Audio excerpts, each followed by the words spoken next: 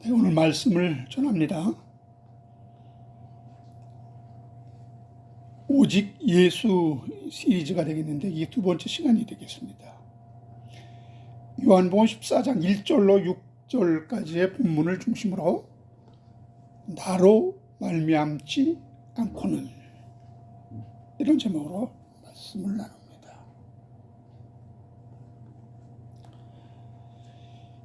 이 요한복음 14장에서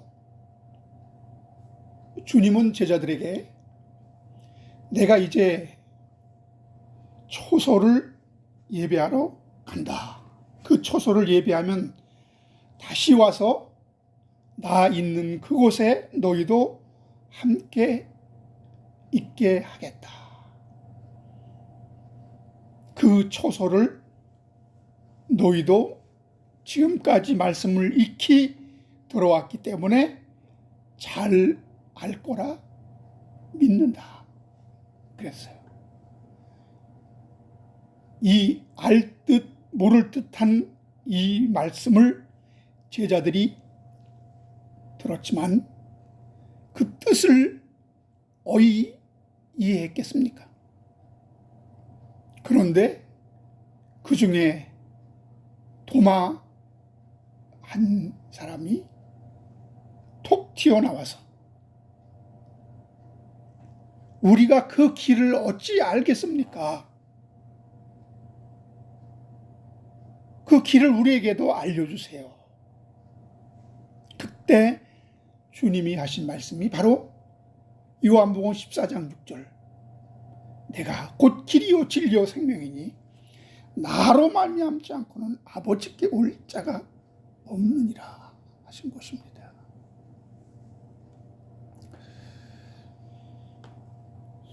우리의 이해를 돕기 위해서 제가 중국 야사에나 나올 법한 소설을 한번 써보겠습니다. 소설이니까 여러분 내용은 신경 쓰지 말고 그 구성에 대하여 주의를 기울이시기 바랍니다. 옛날에 세속의 비밀을 터득한 고승이 있는데 그 사람을 만나 도를 터득해야 이 유한의 세상에서 벗어나 영겁의 세상으로 들어갈 수 있다고 합니다. 그 도를 배워야 그의 제자가 될 수 있고 결국 영생불사할 수 있는 길이 열린다고 합니다. 그런데 그 도인을 만나러 가다 그만 한 여인의 유혹을 인하여 그 구도자가 사랑에 빠지게 되는데 결국 그 여인은 요물이라. 함께하는 순간에 그의 영육은 병들게 되어 구도자의 사명을 잃어버린 채 그 열정은 다 식어지고 영혼이 사망의 세계로 빠져들게 되었다고 합니다. 마침 그때 허준과 같은 명의를 만나 생명의 의술로 그의 육과 영이 치유받게 되는데 이것을 세속적으로 구원이라고 하는 겁니다. 그러나 그의 도를 향한 발걸음은 죽을 병에서 구원받았다고 끝난 것이 아니라는 거예요. 멈출 수가 없는 거예요. 그 노력은 계속되어야 하고 결국 도인을 만나 도를 터득하게 되는 길은 아직 그대로 남아 있는 것입니다.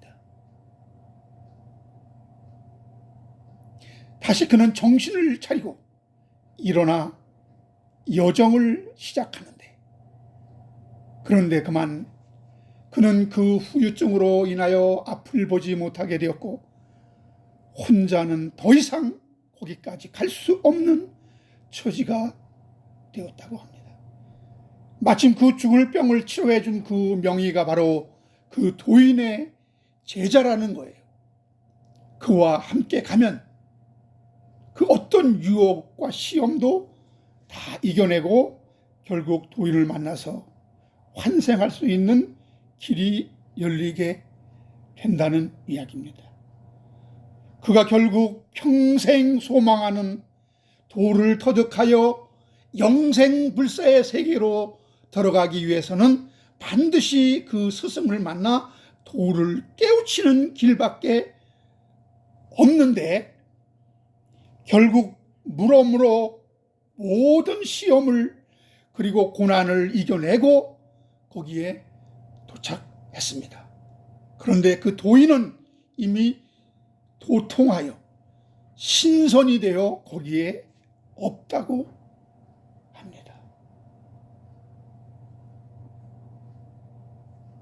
이제 이 사람은 도를 깨닫고 이 세상에서부터 구원받을 길은 없는 걸까? 그런데 그 명의의 한마디에 반전이 생기는 겁니다. 여러분, 그가 뭐라고 했기에 당장 구원을 받을 수 있는 길이 열리게 되었다고 합니다. 그의 한마디, 그가 뭐라고 했길래. 여러분, 오늘 설교 끝까지 잘 들어보세요. 거기에 답이 나옵니다. 얼토당토하는 그런 말 같지만, 소설 같지만 여기는 많은 의미를 포함하고 있어요. 그 한마디 말에 길이 열리게 되는데, 끝날 때 답을 얻게 될 겁니다. 내용은 허구이니 무시하시고요. 마치 우리의 구원도 내용은 다르지만 맥락이 이와 비슷하다는 겁니다. 우리의 목표가 무엇이냐? 하나님의 자녀가 되어 하나님을 만나 천국에서 영생을 얻는 거라면, 그것을 이루기 위해 가는 길목에는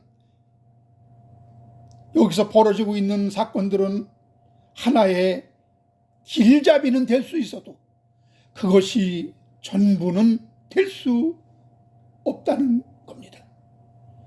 그런데 여러분, 오늘날 길 잃은 사람들이 너무 많다는 거예요. 요단강을 건너 가야 하나님의 약속된 그 가나안 땅인데, 이제 저 천국을 눈앞에 두었으니까, 이제 이 강만 건너면은 저기는 천국이니까, 약속된 땅이니까 그 요단강 앞에서 진을 치고, 여러분 거기서 금식기도 한다고 생각해 보세요. 거기서 여러분 부회를 한다고 생각해 보세요. 거기서 40일 금식기도 하거나 이렇게 한다면 이게 무슨 꼴입니까? 요단강을 건너 여리고 성을 무너뜨리고 가나안 땅에 들어가야 되는 것입니다. 그것이 우리가 예수님을 통해서 우리가 하나님을 만나는 거예요. 예수님 당시에도 율법주의자가 예수께로 가는 길을 막았습니다. 오늘날 여러분, 십자가에 매몰되어 정작 만나야 할 예수를 만나지 못하는 경우가 있을 수 있습니다. 그것이 아무리 보람이 있고 중요한 진리라도 내가 예수를 만나는 것보다 더 중요할 수는 없다는 겁니다. 그리고 예수의 피 흘리심을 통해서 속죄 은총을 입었다면 하나님과의 화목하게 되었은즉, 화목하게 된 자로서 이제 나에게 생명 주시고 죽음에서 부활하신 그 예수를 영접해야 하는 것입니다.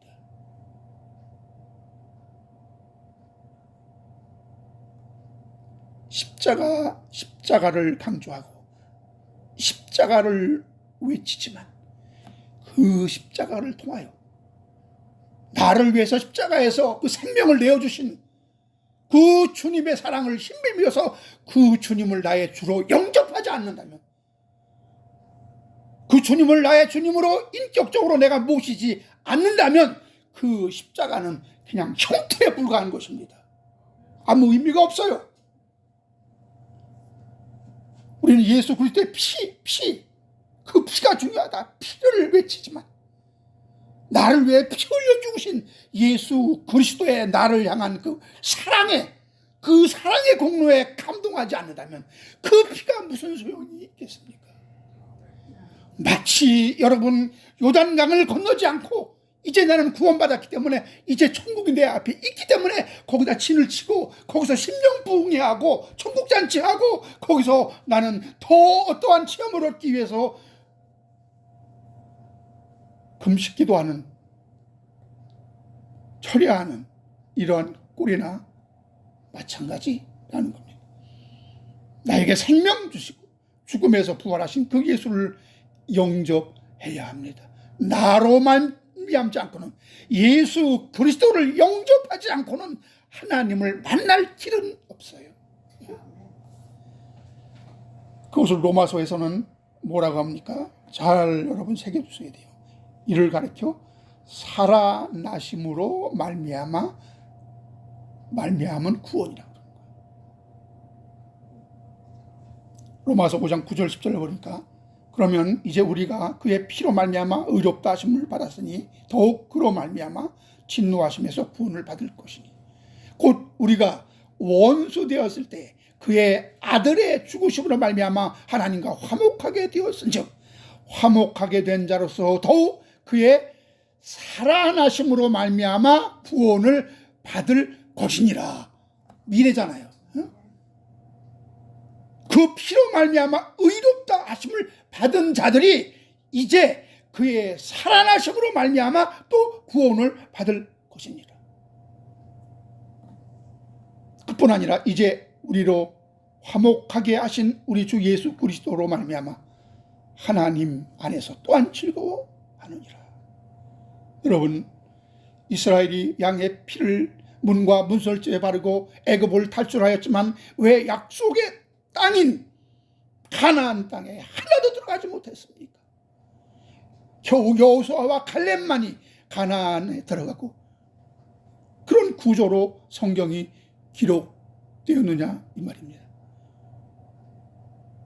우리가 예수의 피로 죄사함을 받았다 해서 구원의 여정이 다 끝난 것이 아니라 성도에게는 가야 할 길이 아직 남아 있다는 거예요. 여러분, 이 문제가 2000년 동안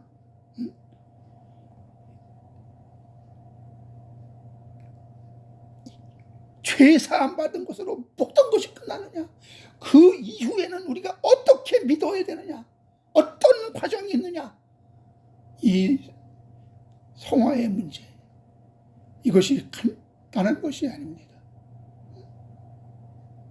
이런 말을 하면 어떤 분들은 그럼 피가 우리를 구원하지 못했다는 거냐?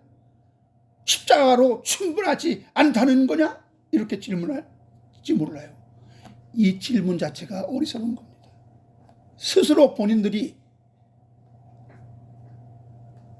예수 그리스도의 피의 죄사함과 구원과 그리고 십자가와 구원을 스스로 분리시키는 거예요. 스스로 구분하는 겁니다. 여러분, 십자가의 피로 인해서 다른 곳으로 가야 한다 하면 그거는 잘못된 거예요. 그 피로 인하여 나에게 피 흘리신 그 주님 예수 그리스도를 만나야 한다. 그분을 영접해야 된다. 나의 주님으로 영접해야 된다는 이 말이 왜 이해가 안 됩니까? 그 피로 인하여 사도 바울이 그 십자가만 자랑한다고 그랬죠. 왜? 그 십자가는 오직 나를 위해 십자가 지신 예수 그리스도로 인도하기 때문에 그 십자가. 근데 나를 예수 그리스도로 인도하지 않는다면 아무 소용이 없는 거죠. 그래서 우리는 십자가 하면서 십자가로 다른 어떤 세계로 인도한다고 주장하면 그거는 잘못된 것이죠. 그것이 바로 예수 영접하여 그 예수로 인하여 아버지께 가는 그 과정을 실감나게 그리고 있는 책이 있는데 그것이 바로 철로 역정 아닙니까? 이미 피로 인하여 죄로부터 구원받았는데 천국에 가기까지 그 여정을 그리고 있는 것은 성도의 성화적인 삶을 말하고 있는 겁니다. 이것이 반드시 필요함을 그리스도인의 성숙함, 그리고 성장해야 되고 장성해야 되고 하나님 안에서, 말씀 안에서 자라나야 되고 여러 가지 표현이 있단 말입니다.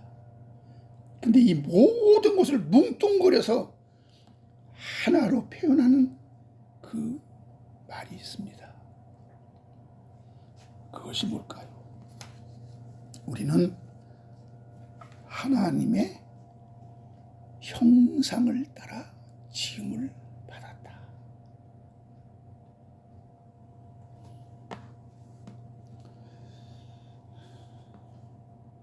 우리가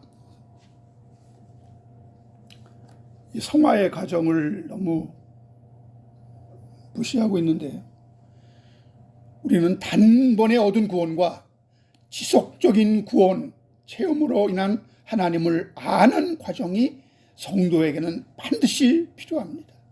물론 여러분, 성화도 하나님이 시작하시고 하나님이 예정하시고 경륜하시는 하나님의 일이지만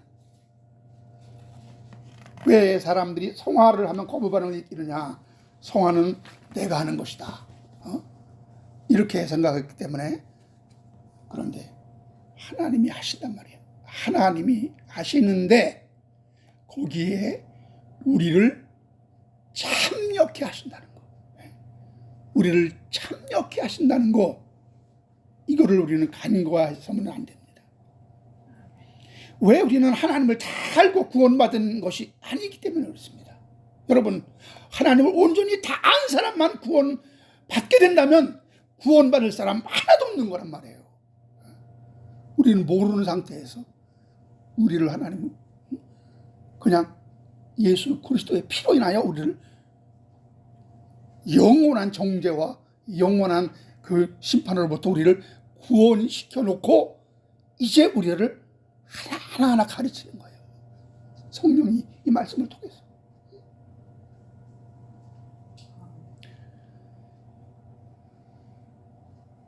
주목적은 우리가 하나님을 아는데 영생이 달렸다는 거예요. 구원의 이유가 우리가 하나님을 잘 몰랐기 때문에 그 하나님의 명령을 지키지 못하고 마귀의 편에 가담했던 것이 분명합니다. 그래서 사탄은 광명의 천사로 가장하고 지금도 그 복음이 전해지지 않도록 안간힘을 쓰고 있는 것을 우리가 보잖아요. 말씀을 통해서. 고린도후서 4장 3절 4절 보세요.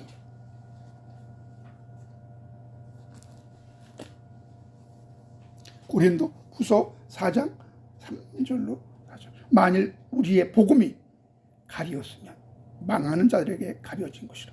그 중에 이 세상 신이 믿지 아니하는 자들의 마음을 혼미케 하여 그리스도의 영광의 복음의 광채가 비치지 못하게 하미니 그리스도는 하나님의 형상이니라. 복음이, 이 사탄 마귀도 참 아무에게나 복음을 가리지 않아요. 어떤 자들, 믿지 아니하는 자들만 골라서 그들의 마음을 혼미케 하여 그리스도 영광의 복음이 비치지 않도록 한다 그랬습니다.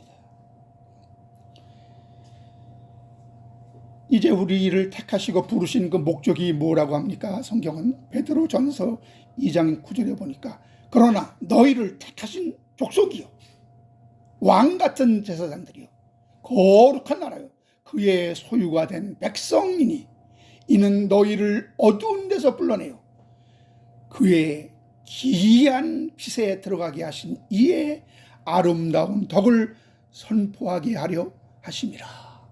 여러분, 우리를 어두운 데서 불러내요 하나님의 기이한 빛에 들어가게 했다 그랬어요. 이 경험이 있어야 그분의 아름다운 덕을 선포하잖아요. 이것이 뭐냐? 하나님의 아름다운 덕이라. 인간이 말할 수 없는 그 하나님의 깊은 사랑, 하나님의 그 말할 수 없는 그 하나님의 자비, 그 하나님의 은혜, 하나님의 긍휼, 이런 것들이 똘똘 뭉쳐서 기록된 것이 이 말씀이란 말이에요. 이 말씀 속에서 우리는 이 보물을 캐내야 돼요. 그래서 보물을 캐듯이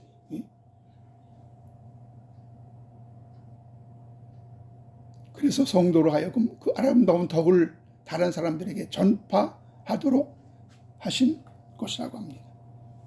그러므로 인류 타락은 이러한 하나님의 원대한 뜻을 잘 몰랐기 때문에 벌어진 사건입니다. 지난주에 여러분 주 예수를 믿으라 그리하면 너와 내 집이 구원을 받으리라, 이 말은 그냥 아무 생각 없이 주문 외우듯이 주를 고백하고 시인하는 차원이 아니라 하나님에 대한 기본적인 지식을 넘어 주를 믿고 신뢰하고 의지하는 차원이다, 이런 말씀을 드린 바 있습니다. 그러니까 우리 기독교의 신앙은 막연하게 무엇을 외우고 무언가 되기를 기대하는 그 이상으로 하나님을 알아야 한다는 그런 말씀이잖아요. 그런데 이런 질문이 나올 수 있습니다.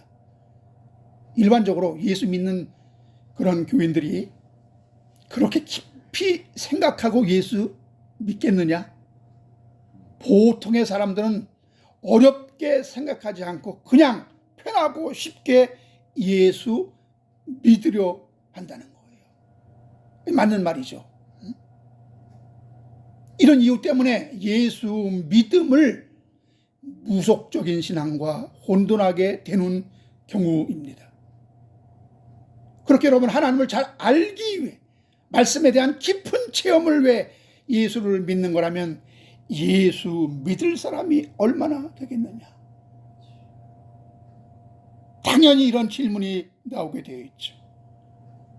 그리고 여기에 대한 의문을 갖는 것은 너무나 당연합니다.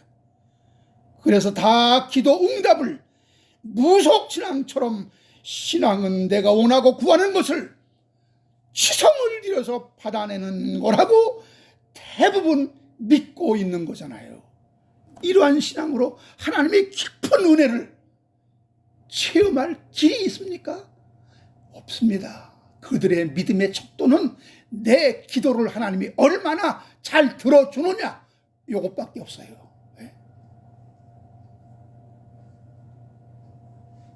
기독교는 이런 식의 신앙이 아닙니다. 이것은 기독교적인 믿음을 왜곡하고 있는 거예요. 그러므로 그러한 질문 속에는 오류가 반드시 있습니다. 이는 여러분, 예수를 내가 지식적으로 연구하여 납득하고 깨달아 믿을 수 있다는 전제가 여기에는 깔린 것입니다. 물론 여러분, 최종적으로 예수를 주로 고백하고 입으로 시인하는 행위를 하는 것은 나인데, 성령이 그런 감각을, 그리고 이해하는 마음을, 그리고 깨닫는 마음을 주어서 예수가 믿어지도록 한다라는 것입니다. 이거를 여러분 간과하면 절대로 안 됩니다.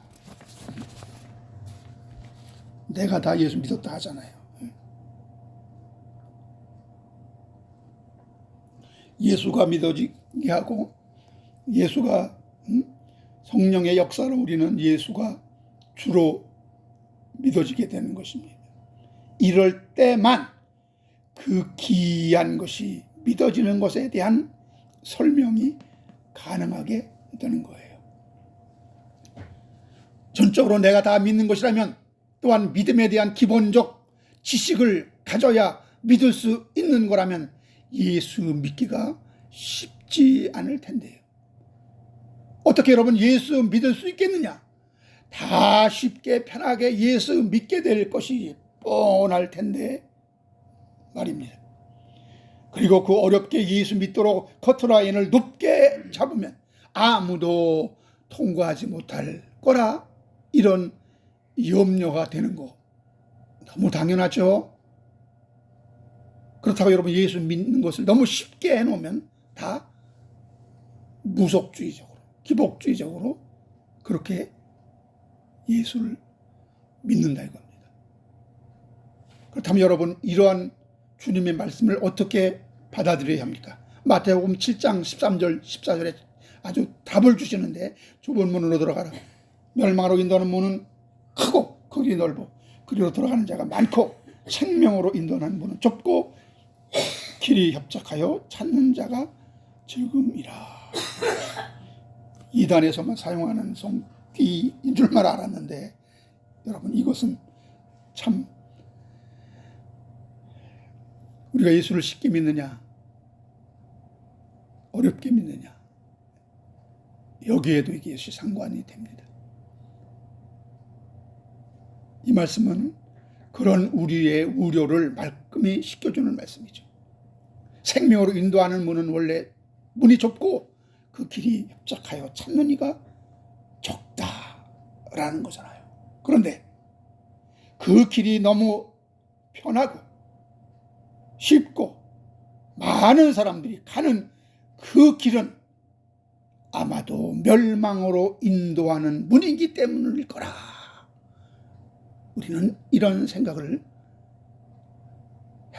한 번쯤 해보는 것은 너무나 자연스럽죠. 그러나 이렇게 생각하지 않습니다. 오히려 도리어 이것이 참이기 때문에, 이것이 진리이기 때문에 이렇게 많은 사람들이 함께 어시어시 하면서 가는 게 아니겠느냐. 그것은 인간적인 생각이죠. 그래서 인간은 여러분 애당초 예수 믿을 자격도 능력도 없음이 증명되었지만 성령은 이 불가능을 가능케 한다는 것입니다. 그 안에 있는 본능을, 우리 안에 있는 본능을 성령께서 깨우치고 예수 믿을 수 있도록 돕는 자 역할을 해야만 우리 인간이 예수를 믿을 수 있는 거라면 예수 믿음이 간단한 것이 아니고 쉬운 것이 아니라는 거예요. 예? 그래서 예수 믿음은 우리의 원래 타락된 본능을 거스려야 한다고 말씀하는 겁니다. 내 육신에 딱 맞고 내 기대에 딱 부응하고 나의 소원 성취를 이루어 주는 것이 예수 믿는 목적이라고 주장한다면 한 번쯤은 내가 크고 넓은 멸망의 길을 걷고 있는 것이 아닌가. 멈추어서 의심해 보는 것은 당연한 거죠. 로마서 11장 24절에 이렇게 말씀하고 있습니다. 네가 원 돌감나무에서 찍힘을 받고 본성을 거스려 좋은 감람나무에 접붙임을 받았으니 원 가지인 이 사람들이 얼마나 더 자기 감람나무에 접붙이심을 받으랴.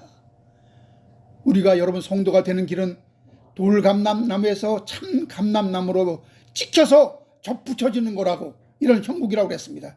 그래서 반드시 돌감람나무의 본성을 거슬려 찍어내요.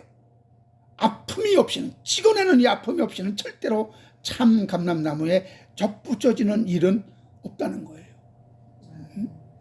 아마도 여러분 이 진리를 잘 몰랐기 때문에 첫사람 아담도 타락한 것이 아닌지 의심이 되는 거예요. 그러니까 여러분 아담은 죄가 있는 상태로 지음을 받았습니까? 아닙니다. 왜냐하면 로마서 5장 12절에 보니까 한 사람으로 말미암아 죄가 세상에 들어오고 그랬다.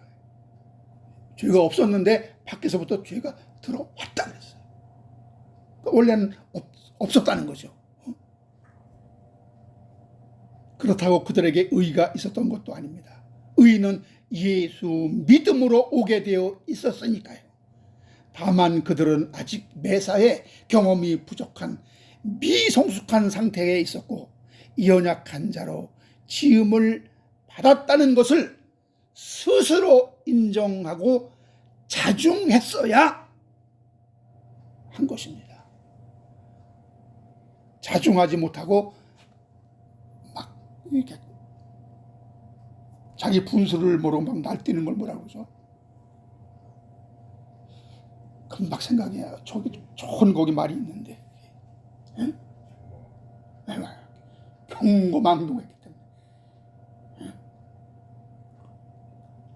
여러분, 경고망동하지 않으면 어떻게 하나님의 말씀을 일거에 거스리고 여러분 그 뱀의 말에 확 넘어갑니까? 어? 그런 말을 듣고 내가 흔들리고 내가 시험당하고 야 이게 그럴듯하다 이러면 하나님께 와서 하나님께 여쭤봐야 되잖아요. 하나님께.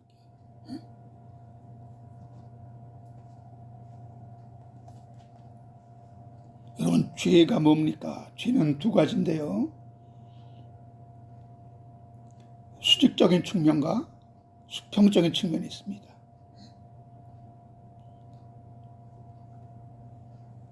수평적인 측면에서의 그 관역이 빗나간, 경로가 이탈된, 목표가 잘못된 것을 경향성의 문제, 경향성. 하나님 나라를 향해야 되는데 다른 방향으로 이것이 관역이 빗나가 경로가 이탈돼서 엉뚱한 목표를 정해서 엉뚱한 곳으로 간단 말이에요. 그리고 또 하나는 이 수직적인 측면 차원의 문제, 어떤 수준에 아직 못 미쳤다, 이르지 못했다, 이걸 미성숙함이라고 하는 거예요. 이걸 허물. 그래서 죄와 허물 두 가지를 말하고 있습니다. 원래 인간은 이 티끌처럼 아주 연약하게 지음을 받았기 때문에 얼마 동안 하나님의 전적인 도우심이 필요한 피조물로 성숙함이 필요했다는 건데 이거를 잘 몰랐다는 거예요. 나는 지금 아주 티끌처럼 아주 연약한 자로 하나님의 그 전적인 미숙아가 인큐베이터에서 그 정말 자기라는 것은 없고 완전히 어떤 기계에 의해서 얼마 동안 보호받아야 그는 어머니의 젖을 먹고 이제 어린아기로 자랄 수 있는데 그와 같은 단계, 거기서 경고망동한 거예요. 그래서 선악을 알게 하는 나무의 시험이 반드시 그들을 위해 필요했던 것이고요. 그들은 하나님을 잘 몰랐지만 그런 이유에서 전적으로 하나님을 신뢰했어야 했던 것이 분명했습니다. 그래서 여러분, 아담의 타락은 하나님에 대한 존재적인 믿음이 부족해서가 아닙니다. 신뢰의 문제라는 거예요. 신뢰의 문제였던 겁니다. 다시 말해 하나님에 대한 어떤 그 하나님이 계신지 안 계신지, 하나님이 우리의 창조주인지 아닌지 이것이 의심돼 가지고 죄를 진 것이 아니라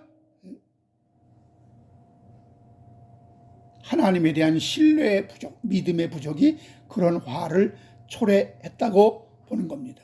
그래서 주 예수를 믿으라.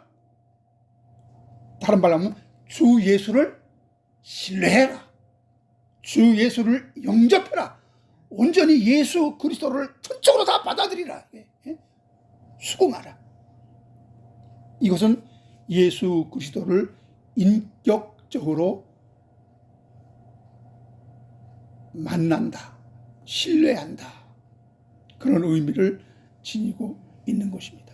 그래서 요한복음 17장 3절에 영생은 곧 유일하신 참 하나님과 그가 보내신 자 예수 그리스도를 뭐예요? 아는 것과 믿는 것이 같아요. 그래서 이 아는 것은 원어로 기노스코라고 합니다.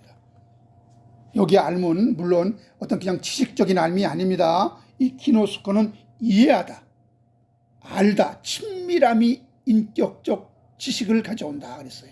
그러니까 누구와 알고 지내다, 누구와 친하다, 숙달되다, 노련하다를 의미하고 있는 원어입니다. 그래서 기노스커의 알문 인격적인 신뢰 관계로서의 깊은 관계적인 알미며, 그런 의미에서 영생은 참 하나님과 예수 그리스도를 아는 것이라고 한 것입니다.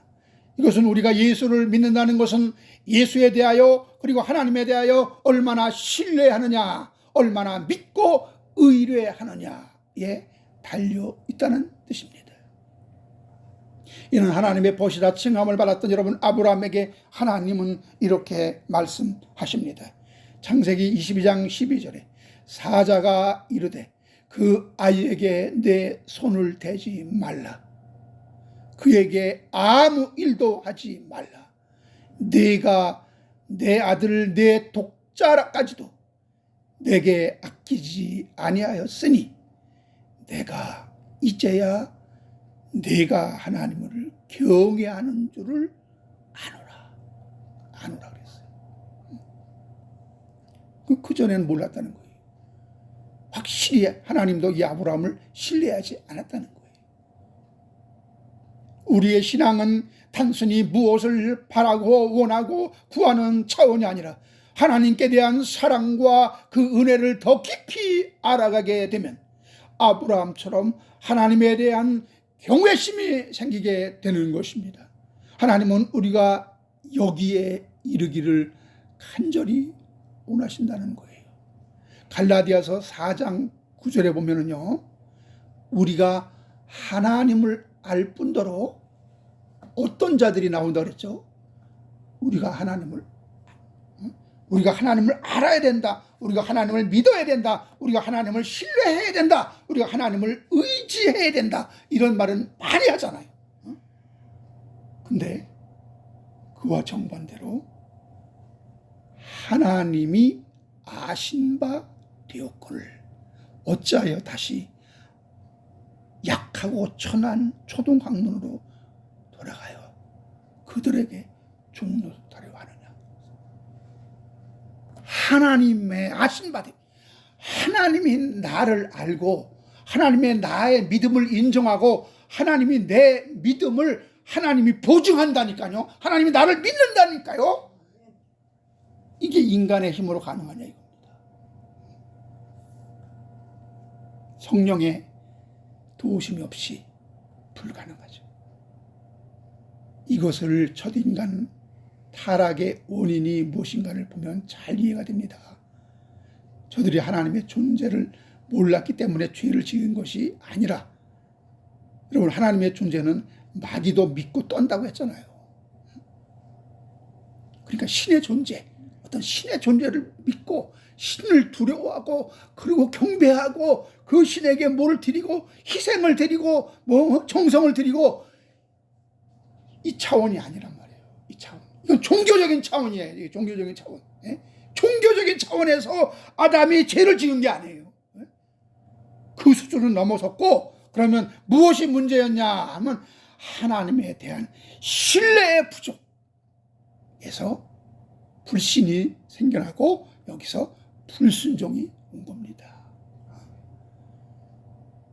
여러분, 죄는 하나님이 계신가 안 계신가 여기서 나오는 게 아니라 하나님에 대한 어떤 그 신뢰함의 부족에서부터 불순종이 나온단 말이에요. 그래서 인간은 하나님이 당부의 말씀보다는 뱀의 미혹의 말이 더 그럴싸하게 들린 것입니다.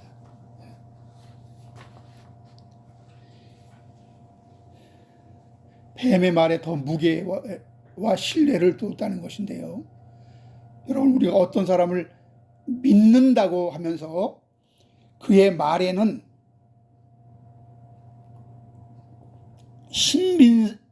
신뢰를 갖지 않는다, 이런 표현을 쓰는데 이거는 믿지 않는다는 거잖아요. 내가 그 사람을 믿긴 믿는데 그의 말에는 신빙성이 없어. 그를 믿지 않는다는 거예요. 이 정도로 아담은 하나님을 잘 모르고 있었던 것이 분명합니다. 하나님께 순종함으로 이제 하나님을 잘 알아가는 과정이 반드시 그들에게 필요했는데 그만 그 뜻에 미치지 못하고 경로를 이탈하여 어긋난 길로 간 것이 곧 타락이라는 것입니다. 그러므로 주 예수를 믿으라는 명령은 단순히 주문이 오듯이 이방 종교에서 자기 몸을 상하게 하여 신의 이름을 부르는 것처럼 그 어떤 신과의 소통이나 인격적인 교류 없이 자기의 원하는 것을 얻어내기 위한 수단으로서 정성을 바치는 샤머니즘식의 종교 행위가 기독교의 믿음이 아니라는 것을 우리는 확실히 구분해야 합니다. 이런 것을 기독교적 믿음이라고 하지 않습니다. 그러므로 어떤 무대뽀 신앙처럼 주기도문을 계속 외우면 어떤 기적이 나타난다, 신앙 고백을 계속 하면 능력이 나타난다, 이런 중언부언식 기도, 그리고 무아지경의 어떤 확률 경험에 도달하기 위해서 반복적인 어떤 의식을 행하는 이런 사람들의 지나친 행위는 불건전한 신비주의에 빠지게 되어서 결국 주를 멀리하게 되는 경우가 많이 있습니다. 여러분 많이 보아오잖아요.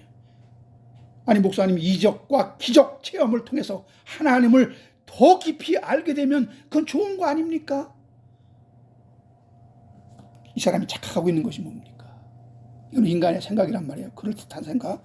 성경에는 여기에 명확한 답을 줍니다. 확실히. 데살로니가 후서 2장 9절 10절 보세요.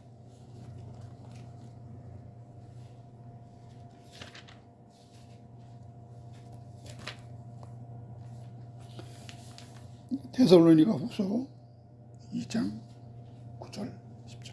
악한 자의 나타남은 사탄의 활동을 따라 모든 능력과 표적과 거짓 기적과 불의의 모든 속임으로 멸망하는 자들에게 있으리니 이는 그들이 진리의 사랑을 받지 아니하여 구원함을 받지 못함이라.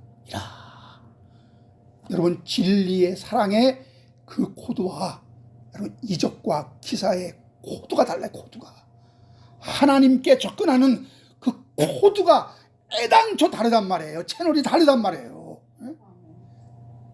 여러분, 하나님은 우리가 정말 아주 답답해서 안 돼가지고 하나님은 사도 바울을 담의 색에서 거꾸로 틀었듯이 나에게 어떤 환상과 기적을 보여줄 수 있습니다. 나를 무너뜨리기 위해서, 죽은 나를 살려내기 위해서 어떤 단 한 번 우리가 어떤 불치의 병이 걸렸을 때, 암에 걸렸을 때 그걸 우리는 수술해가지고 우리는 치료받았는데 너무나 고통스러워서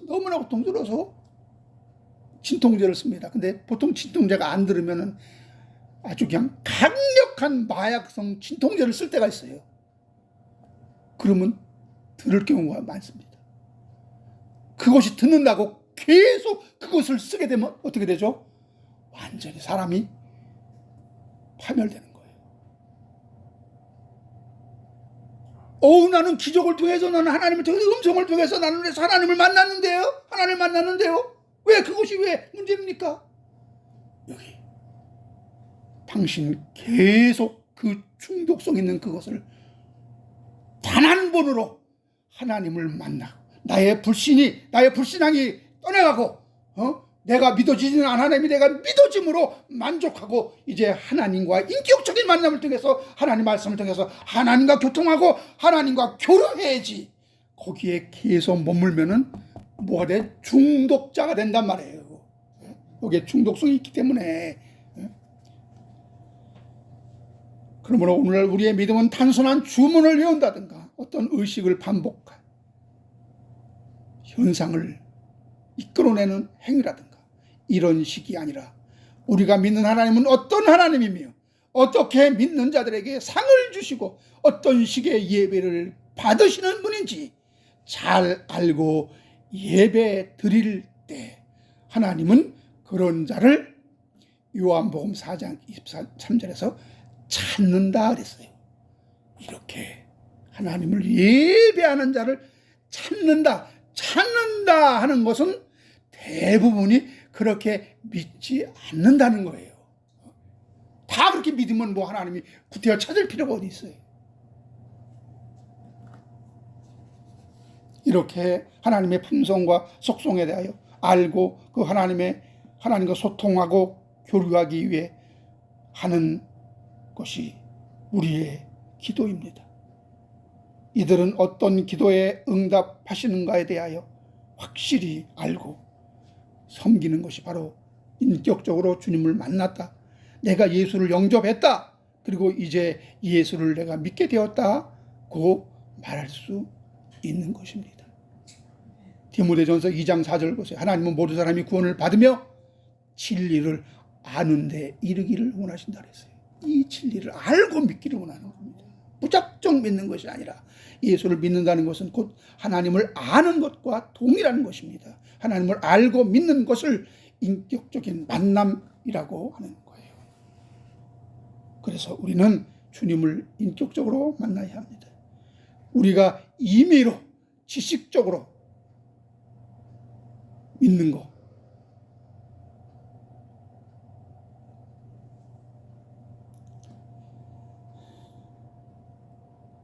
우리가 지식적으로 믿는 거와 지식적으로 믿는 예수가 있고 계시에 의해서 성령에 의해서 믿어진 예수가 있습니다. 그럼 이것이 어떻게 다를까요?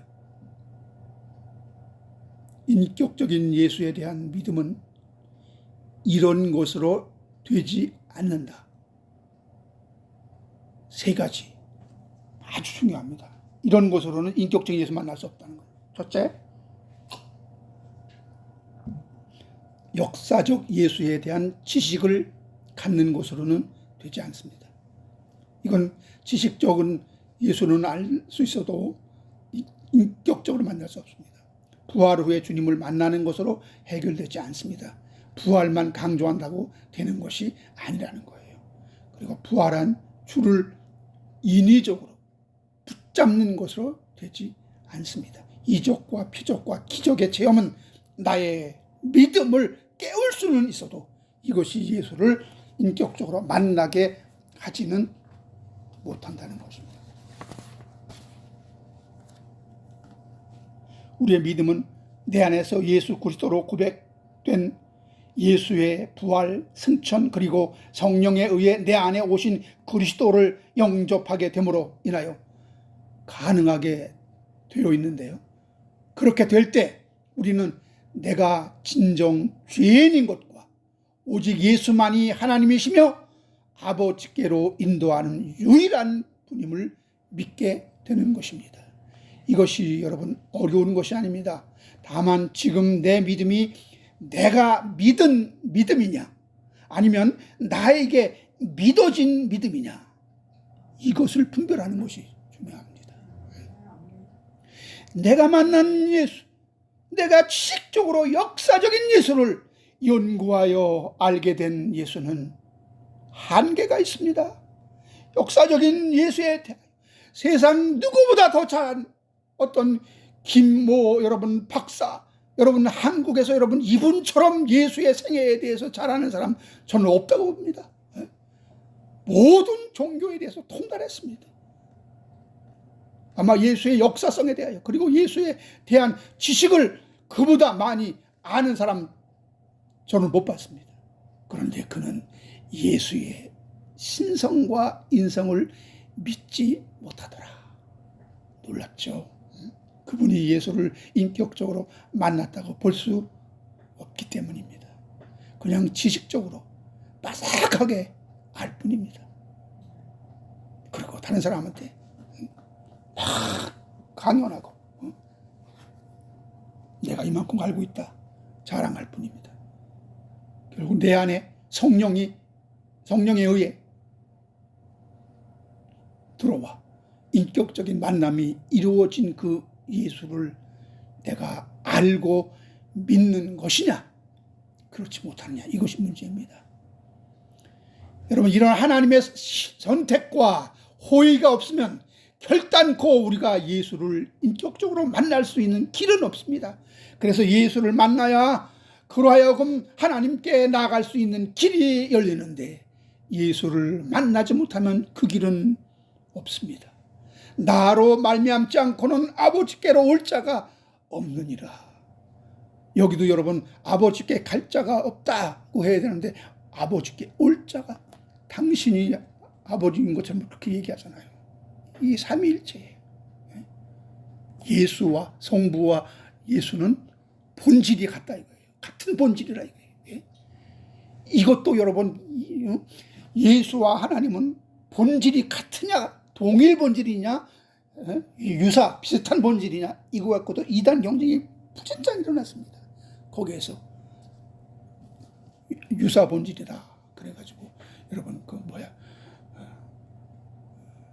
알미니안이 아니라 저거 아다나시우스와 이단 논쟁. 왜 여러분, 제자들이 예수를 그렇게 뵙기를 원했는데 이상한 현상이 나타나는 겁니다. 여러분, 부활하시고 나타나신 그날 엠마오 도상에서 제자들이 처음으로 예수 봤을 때, 부활하신 예수를 봤을 때 몰라봤습니다. 결국 그분이 예수신 거를 알게 되니까 어떻게 됐어요? 그분이 보이지 않게 된 겁니다. 갑자기 사라진 겁니다. 예수를 알아보니 그분이 갑자기 없어졌어. 그러면 모르던 예수를, 전혀 몰랐던 예수를 저들이 어떻게 알게 된 겁니까? 예수님께서 하나님의 말씀을 막 설명하니까 그들 속에서 막 불같이 뜨겁게 깨달음이 오면서 예수를 분별하게 되었더라 그랬잖아요. 그들의, 누가복음 24장 31절에 보니까 그들의 눈이 밝아져 그인 줄 알아보더니 예수는 그들에게서 보이지 아니하시는지라. 참, 여러분, 그 상태로는 더 이상 함께 할 수가 없다는 거예요. 그걸 빨리 깨닫게 되기를 바라고 계신 겁니다. 진정으로 그들과 함께하기 위해서는 부활하시고 승천하시고 하늘에 오르사 성령에 의해 우리 안에 그리스도의 영으로 오시지 않으면 우리와 영원히 함께 할 수 없기 때문에 나의 이 부활체로는 너희와 함께 할 수 없다. 그들이 알아보니까 사라진 거예요. 그래서 아무도 역사적인 예수를 보고 예수를 믿을 수 없고, 부활하신 그 예수가 나타나도 그로 인하여 예수 그리스도를 영접할 수 있는 사람은 없다는 것입니다. 이것은 여러분, 막달라 마리아가 겪었던 사건과 같은 이치입니다. 여러분, 왜 막달라 마리아가 예수를 붙잡으려 할 때 예수님께서는 잡지 못하게 했죠. 요한복음 20장 16절 17절에 보니까 예수께서 마리아의 하거늘, 마리아가 돌이켜 히브리 말로 랍비오 하니 이는 선생님이라는 말이라. 예수께서 이르시기를 나를 붙들지 말라. 내가 아직 아버지께로 올라가지 아니하노라. 너는 내 형제들에게 가서 이르되 내가 내 아버지 곧 너희 아버지 내 하나님 곧 너희 하나님께로 올라간다 하라 하시니.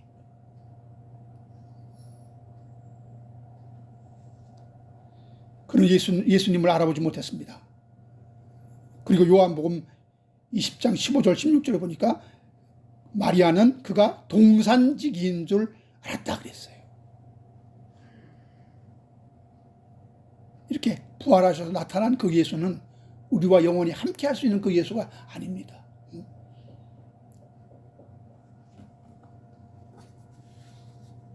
전혀 다른 모습으로 나타날 수 있는 거예요. 근데 그분이 예수라는 것을 이 마리아는 어떻게 알았느냐? 아주 중요한 여기에 그 힌트가 있습니다. 요한복음 20장 16절 보니까 예수께서 마리아야 하시거늘.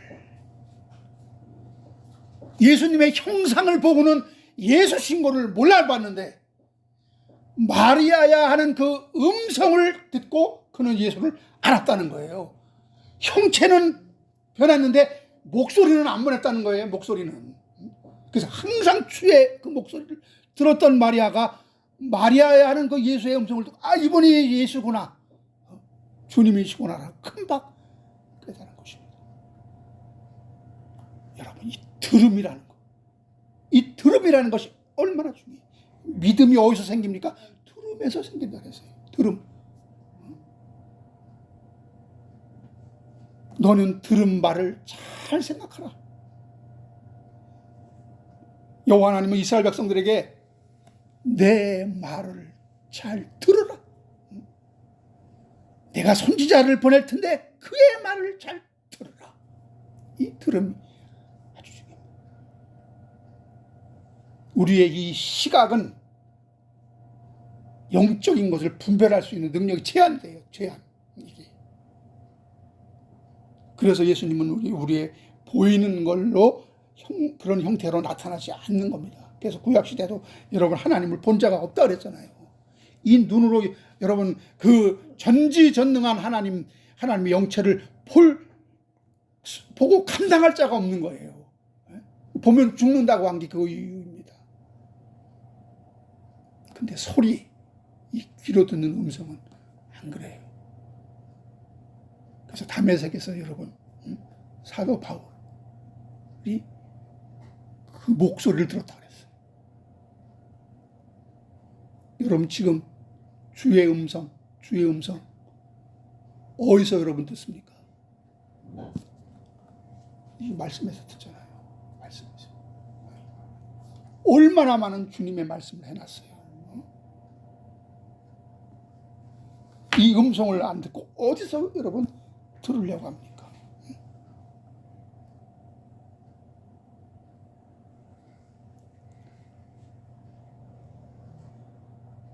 주님은 나를 붙잡지 말라 하시면 평소에 예수로 생각지 말라는 겁니다. 아직 주님이 약속의 때가 이루어지지 않았기 때문입니다. 그래서 주님이 가서 내가 나의 아버지 곧 너희 아버지 내 하나님 곧 너희 하나님께 올라간다고 하라고 말씀하셨습니다. 내가 아버지께 가야 다시 오게 될 수 있다는 겁니다. 이렇게 되어야 이것이야말로 우리가 진정한 예수를 영접하는 그러한 예수 영접이 시작되는 겁니다. 이 만남이 없이는 아무도 아버지께 갈 수 없다는 뜻이에요. 예수님은 제자들에게 아버지께 갈 수 있는 유일한 길은 나로 말미암아 갈 수 있다고 하시는 것입니다. 마가복음 14장 61절 62절에 보면은 여러분 예수께서 십자가에서 침묵하고 아무 대답도 아니하시거늘 대제사장이 다시 물어 이르되 네가 찬송받을 이의 아들 그리스도냐? 예수께서 이르시되 내가 그니라. 내가 그니라. 찬송받을 이의 아들. 인자가 권능자의 우편에 앉을 것과 하늘 구름을 타고 오는 것을 너희가 보리라 하시니. 여러분 소설 속으로 들어가서 이 도인의 제자였던 그와 같이 도인을 만나러 갔는데 이미 그는 신선이 되었고 거기는 아무도 없었다는 거잖아요. 그때 함께 갔던 그 제자가 한 말이 뭡니까?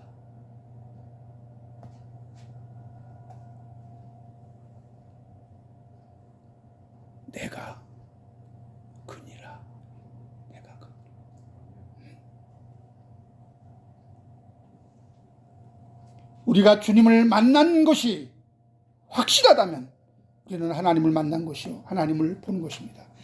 요한복음 10장 30절을 보고 마치겠습니다.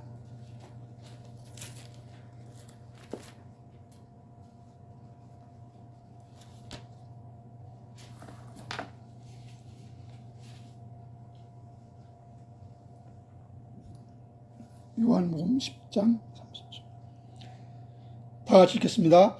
나와 아버지는 하나이니라 하시는데, 하나, 내가 곧 그니라. 나로 말미암지 않고는 아버지께로 올 자가 없느니라. 기도하겠습니다. 사랑의 하나님, 우리의 말씀을 통해서 계시하시고 성령을 통해서 예수를 믿게 하시며 하나님의 그 귀한 빛을 보게 하시고 하나님의 아름다운 덕을 선전하게 하기 위해서 우리를 예수 믿게 하시며 성장하게 하시고 믿음 안에서 우리를 성숙케 하시는 하나님의 역사, 하나님의 은혜를 잘 깨닫게 되었습니다. 왜 우리를 성숙케 하시는지, 그리스도 안에서 우리가 왜 성장해야 하는지 잘 알게 되었습니다. 하나님 아버지, 구원받는 것으로 끝이는 것이 아니라 왜 하나님 우리를 구원하셨으며 우리를 왜 택하셨으며 우리를 진리와 말씀으로 우리를 인도하여 지금도 사람들을 보내 주의 종들을 보내서 우리에게 그 말씀의 꿀을 먹이시고 하늘의 신비한 것들을 보게 하시며 알게 하시는 그 하나님의 깊은 뜻을 알았습니다. 아버지 하나님, 말씀 안에서 늘 성장케 하옵소서. 아담이 왜 타락했습니까? 경고망동했기 때문입니다. 내가 이렇게 연약한 자라는 것을, 나는 이렇게 아무것도 아니라는 것을 그는 몰랐기 때문에, 그가 알았다면 뱀의 유혹을 받을 때 그는 곧 하나님께 상이 드렸고 하나님께 문의했을 것입니다. 하나님의 도움을 요청했을 것입니다. 그렇다면 하나님이 도와주셨을 겁니다.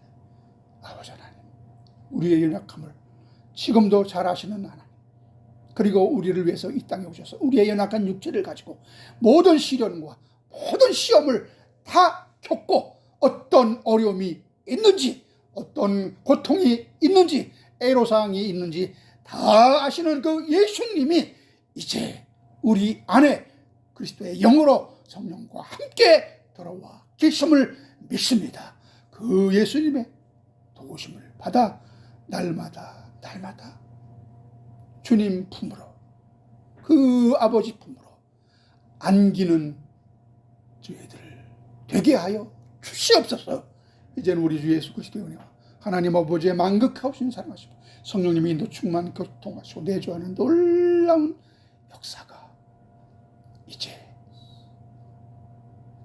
오직 예수 그리스도를 향하여 십자가를 통해서, 그리스도의 피를 통해서 예수 그리스도를 만나 그리스도와 함께 하나님 아버지께 나아가기를 원하는 믿음의 아들 딸들의 머리머리 지금부터 영원토록 함께 있을지어다.